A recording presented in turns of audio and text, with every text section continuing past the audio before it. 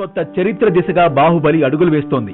విడుదలకు ముందే అన్ని రికార్డ్స్ తన పేర లిఖించుకోవడానికి ఉవ్విళ్లూరుతోంది. ఇప్పటికే బడ్జెట్ విషయంలో బాహుబలి సరికొత్త రికార్డ్స్ ని క్రియేట్ చేసింది. 250 కోట్ల సినిమా అంటూ అందరూ బాహుబలిని కీర్తిస్తున్నారు. మరి ఇంత భారీ బడ్జెట్ సినిమాని ఎక్కువ మందికి చేరువ చెయ్యాలి కదా. అందుకే విడుదల విషయంలోనూ చిత్ర బృందం కనీ విని ఎరుగని ఏర్పాట్లు చేస్తున్నట్టుగా టాకు. బాహుబలిని ప్రపంచ వ్యాప్తంగా 5,000 థియేటర్లు రిలీజ్ చేయడానికి ఆర్కా మీడియా ప్లాన్ చేస్తుంది. ఆంధ్ర, తెలంగాణ రాష్ట్రాల్లోనే దాదాపుగా 1900 థియేటర్లలో బాహుబలిని ప్రదర్శిస్తారు.